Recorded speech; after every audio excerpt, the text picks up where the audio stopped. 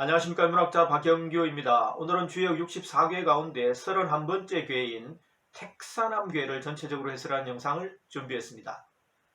택사남궤는 연못을 상징하는 태계가 위에 있고 산을 상징하는 간궤가 아래에 있는 모양의 궤입니다. 백두산의 천지나 한라산의 백록담과 같은 산 정상에 있는 호수를 떠올리면 택사남궤 이미지가 잘 그려집니다. 연못과 산은 서로 어울려 만물을 생장시키는 역할을 합니다. 그래서 함께 어우러진다는 뜻을 가진 다함자를 궤 이름으로 썼습니다. 연못 속에 산이 깊이 잠긴 모양으로도 볼 수 있기 때문에 다함자를 감응할 감자로 해석할 수도 있습니다. 효사에는 엄지발가락, 장딴지, 허벅지, 등, 턱, 뺨, 혀와 같은 감각기관들이 차례로 나오는데요. 이런 방식의 서술 때문에 함자를 감자로 보기도 합니다. 택사남궤는 주역 하경에서 첫 번째로 나오는 궤인데요. 지난 시간에 말씀드렸듯이 상경은 하늘의 도를 다루고 하경은 인간들이 살아가는 세상에서의 도를 다루고 있습니다. 주역의 화자는 인간계에서 도를 구현하기 위한 첫 번째 단계로 택산함계를 배치했는데요. 공동체에서 도가 제대로 실현되기 위해서는 공존과 소통, 사랑이라는 가치가 필요하다는 메시지를 던지고 있습니다. 산과 연못이 함께 어우러져서 만물을 생장시키듯이 인간들도 서로의 다름을 존중하면서 협력하고 소통하고 사랑하는 것이 세상을 평화롭게 할 수 있는 첫 번째 조건이라는 것이 택사남궤의 가르침입니다. 괴사와 효사에는 이런 세상을 만들기 위한 구체적인 방법론들이 제시되어 있는데요. 먼저 괴사부터 보시겠습니다. 형, 이정, 취녀길, 형통하다, 고다야 이롭다, 여자를 취하니 길하다.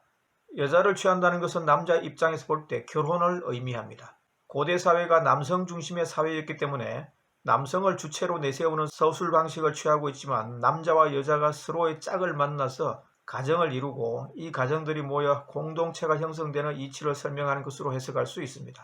결혼을 앞두고 점괘를 뽑았는데 택사남궤가 나오면 좋은 배필을 만나 행복한 가정을 이룰 수 있다는 신호로 해석하면 될 것 같습니다. 물론 조건이 따릅니다. 결혼이 서로에게 이로운 행위가 되려면 마음가짐과 몸가짐을 바르게 해야 합니다. 그래서 이정, 고다야 이롭다고 했습니다. 효사에서는 신체의 감각기관에 비유해서 소통과 사랑의 중요성을 강조하고 있는데요. 먼저 초육 효사를 보시겠습니다. 함기무, 엄지발가락으로 감응한다. 엄지발가락은 신체의 중심을 잡는 역할을 합니다. 골프를 칠 때 공을 똑바로 멀리 보내려면 엄지발가락에 힘을 주라고 말하는데 엄지발가락이 신체의 균형을 잡아주고 힘을 한 곳에 모아주는 역할을 하기 때문입니다.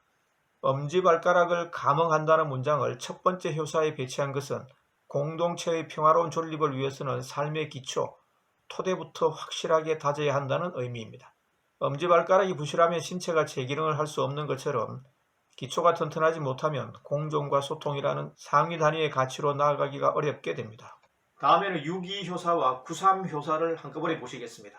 함기, 비흉, 거길, 장딴지로 감응하니 흉하다. 가만히 있는 것이 길하다. 함기고, 집기, 수왕, 린, 넓적다리로 감응한다. 고집을 부려 따라가면 인색하다.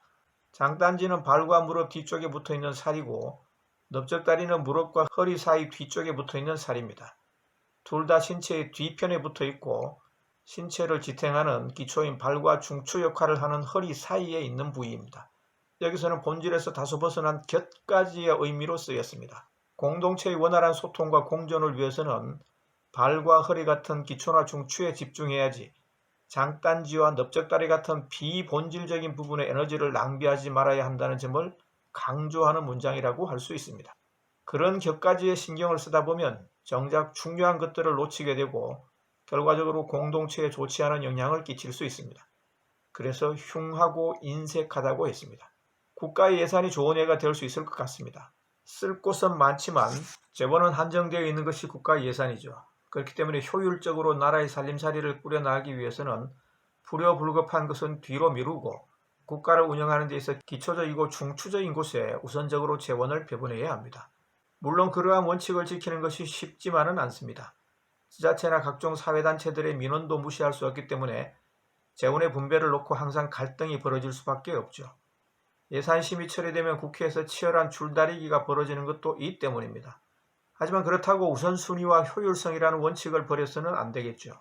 그런 원칙을 견지하면서도 최선을 다해 소통을 하면 입장 차이를 좁힐 수 있습니다. 그래서 구사효사에서는 이렇게 말합니다. 정길회망 동동왕래 풍종이사 고도면 길하니 후회가 없다. 잊지 못해 자주 왕래한다. 친구가 너의 생각을 따른다. 정길회망 고도면 길하니 후회가 없다는 문장에서 중요한 것은 고듬입니다. 어려운 일에 닥쳐도 원칙을 곧게 지킬 때 후회를 남기지 않습니다. 동동왕래 잊지 못해 자주 왕래한다는 것은 적극적으로 소통을 한다는 의미이고, 풍종이사 친구가 너의 생각을 따른다는 것은 그런 적극적인 자세로 소통을 해나가면 두 사람, 두 집단 사이의 입장 차이를 좁힐 수 있고 원만한 합의에 도달할 수 있다는 뜻입니다. 구오효사에서는 본질과 토대의 중요성을 다시 한번 강조하고 있습니다. 함김의 무회, 등으로 감응한다, 후회가 없다. 등은 신체의 중추입니다. 등이 부실하면 신체가 무너져 내리죠. 공동체도 마찬가지입니다. 중심을 잡아주는 코어 집단이 강해야 공동체가 제대로 작동할 수 있습니다. 등으로 감응한다, 후회가 없다는 문장은 중추적인 기능을 하는 집단의 결속력이 튼튼하면 공동체가 무너지지 않는다는 뜻입니다. 이런 조건들이 갖춰지면 공존을 위한 소통이 원활하게 이루어지고 공동체를 구성하는 각 부분들이 서로를 존중하고 사랑하는 분위기가 조성될 수 있습니다. 그래서 상육효사에서는 이렇게 말합니다. 함기보협설, 턱, 뺨, 혀로 감응한다. 턱과 뺨, 혀는 말을 하고 감정을 표현할 때 작동하는 신체 기관들입니다. 원활한 소통을 위해서 꼭 필요한 장치들이죠.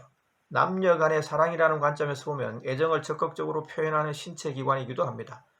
따라서 턱, 뺨, 혀로 감응한다는 것은 적극적인 소통을 통해서 이해의 폭을 넓히고 사회 구성원들 서로가 사랑하게 된다는 의미입니다.